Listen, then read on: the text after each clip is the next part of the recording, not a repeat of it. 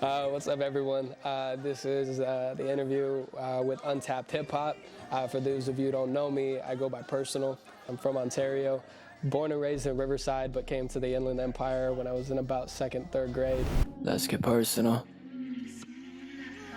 Yeah, your eyes remind me of the night skies. All the scars you always try to hide. I know you hate it when you get attached. Something about it's different, and I know you feel that. So the name PERSiNAL, first and foremost, did come about. I was working at a construction yard at the time. So I had to have been like 21, 22 when the name came about. And you can imagine at a construction yard, being all guys, the kind of trash talk that would occur at this type of environment.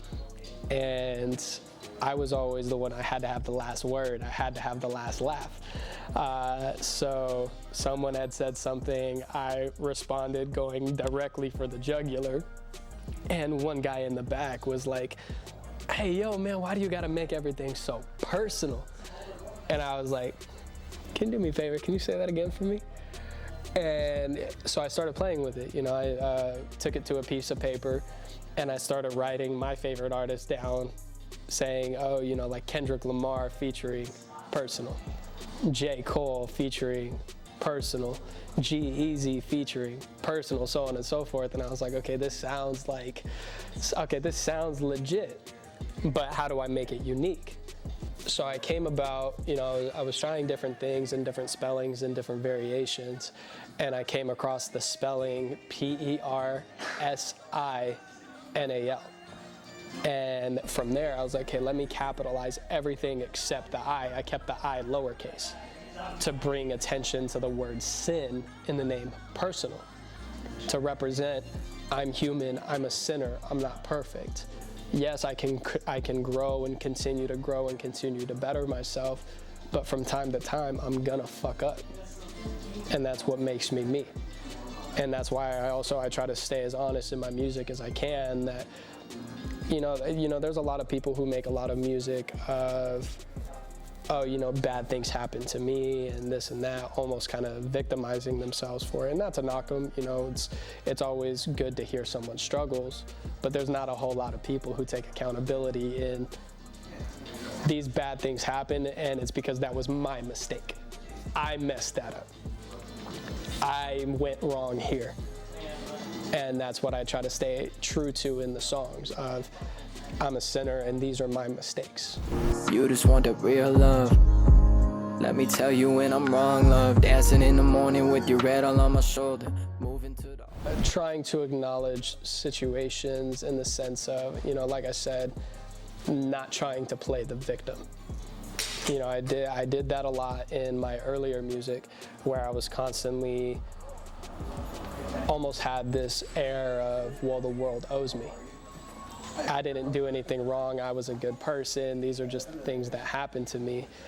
And I wasn't being 100% honest with myself. And I wasn't portraying honesty in the music, because there were plenty of situations that could have been avoided if I made better decisions, or if I hadn't said this to this person, or if I had been more open-minded to so-and-so, whatever the case is. And I got to give a shout out here. My friend, my brother, Diesel 5001, Diesel 5001. He told me 3 things. He had said that I'm one of the voices of the current age in the local scene. So he said, use it wisely. One of the other things he told me was to stay honest. But then he also said, your artist name is, word for word verbatim, your fucking name is PERSiNAL. Don't be afraid to get personal. So having to be personal comes with, again, having to be honest with yourself in the sense of self-admittance. So once I realized that, and I started implementing that more into the music, where I would talk about, mistakes I've made. And this actually goes into the album I've been working on. It's called Sinner Child. And the whole album is a self-reflection of the biggest mistakes in life that I've had that really kind of caused a snowball effect. And this is where I was in that state of mind of, well, all these things happened to me, you know, the world owes me, I did my best to be a good person and nothing worked out, but there were mistakes that were made along the way, you know, struggles with certain addictions, not taking care of myself, not being smart with my money or my investments, you know, that sort of stuff. So I had to take accountability for that. I try to fake a smile like always, I pretend to be happy when I know I just haven't been the same me. I know I should be grateful, but lately it's like I can't see the version of myself that they're shaping me to be. See, I've been losing faith. There was some bad decisions made and some infidelity within my parents' marriage, and they split. And around this time, you know, I was struggling with it a lot because, you know, my dad, and I love my dad, you know, he's my pops, but he's not my father by blood. He's the man who came in, you know, he met my mom when I was 3 years old and he stepped in and raised me. I never met my sperm donor.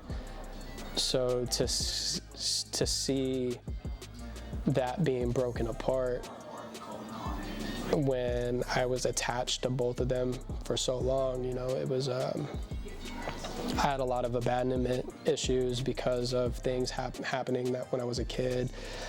And I, at the time, didn't know how to cope. I didn't know how to process my emotions. So I turned to things that would take the emotions away. Because at the time I thought, well, not feeling is better than being sad, which is the common mistake that a lot of people make.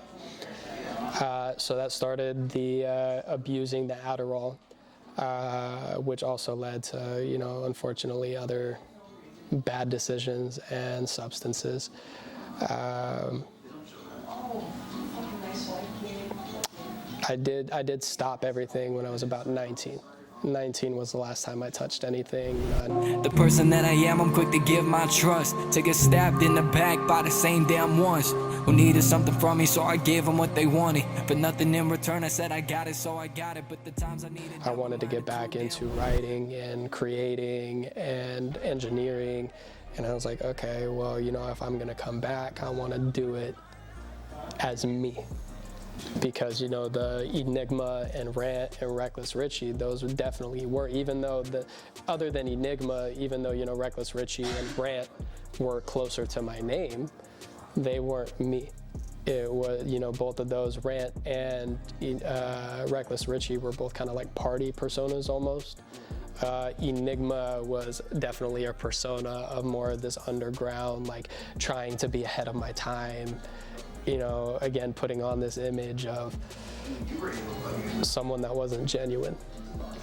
So when I came up with the name Personal, as stupid as this sounds, even just the creation of the name alone was able to open so many different doors of, okay, well now, if you're personal, you can be personal. Like, yeah, you can get personal and talk some shit, but you can also be personal and have people relate to you on an emotional level.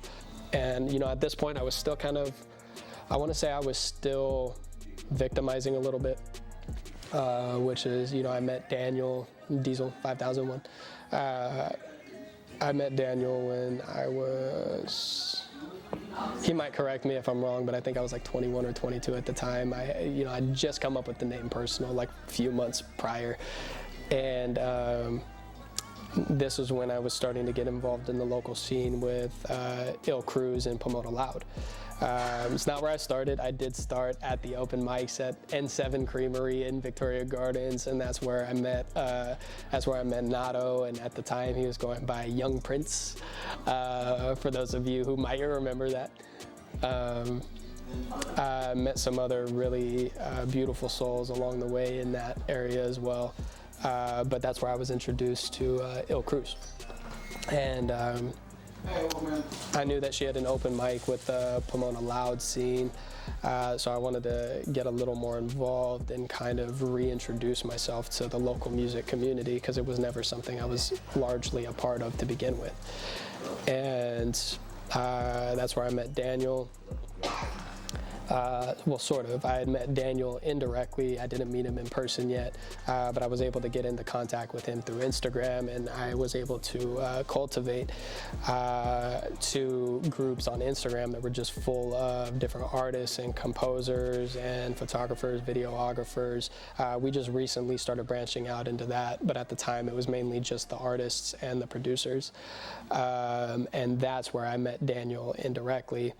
And so fast forward, I think it was like my 4th or 5th Pomona Loud thing that I was going to, and I saw Daniel there. And at the time, you know, again, not being involved in the scene at all, I, you know, saw, and I think I told you this privately, but I saw him and I was like, oh my God, I think that's Diesel. You know, and I almost like, oh my God, you know, they're like God level status artists at the time.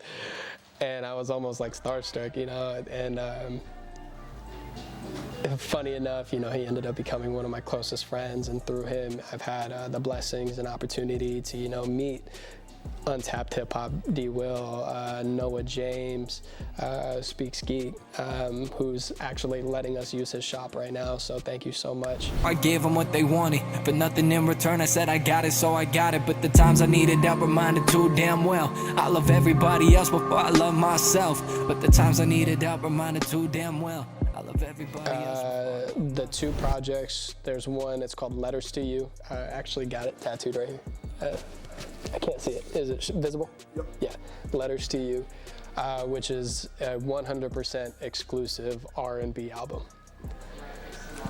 That just talks about, you know, the beginning of a honeymoon phase, the fallout of the honeymoon phase, the consequences thereafter, so on and so forth. And there are some songs on there that are very specific to one person in particular. The second project is called 97 Legend. 97 Legend is just kind of like a culmination of different like club bangers and hard lyrical bangers that I've had in my back pocket that are kind of like my little aces up my sleeve, you know. But then you have the album.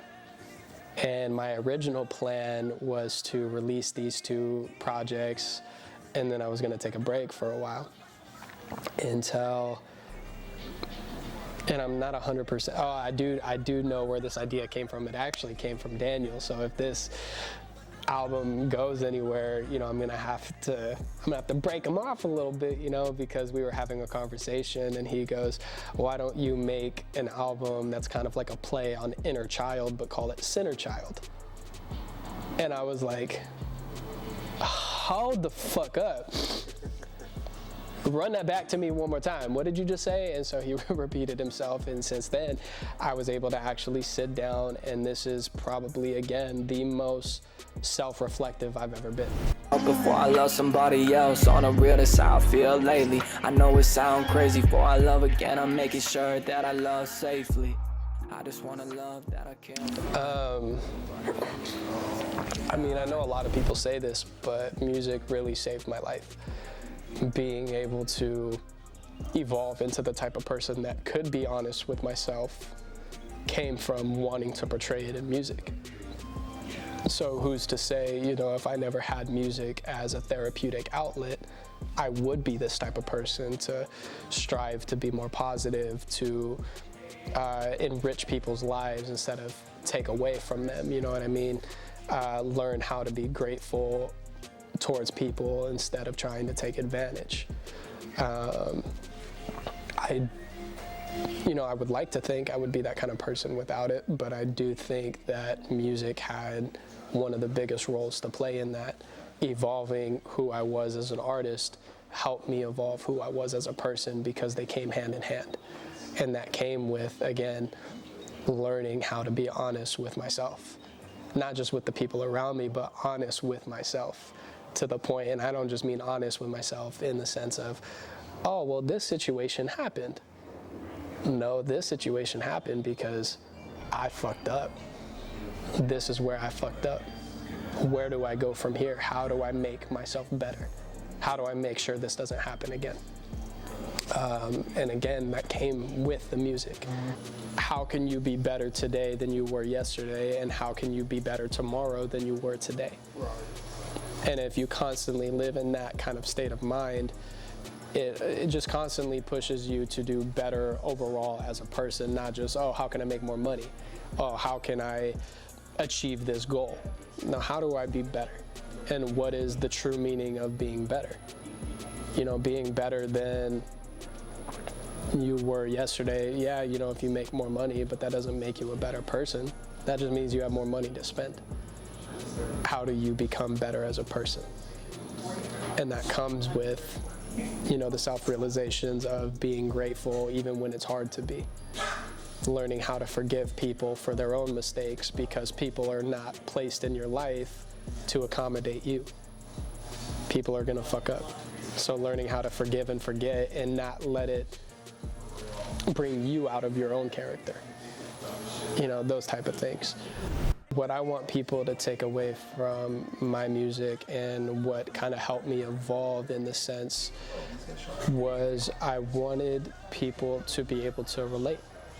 I wanted people to be able to listen to this, and even if it's only one person, but if they could say, you know what, I'm not alone. And this song helped me overcome when I was going through in my own life. And that's more of a win to me than a song that took me no effort to put together, making thousands and thousands of dollars. You can find me on Instagram, Personal Official, PERSINAL Official. I just recently took the profile back off of private, so everything's public again. You can find me on YouTube under Personal, Spotify under Personal. Looking to get back into TikTok and what's Twitter's new name, X.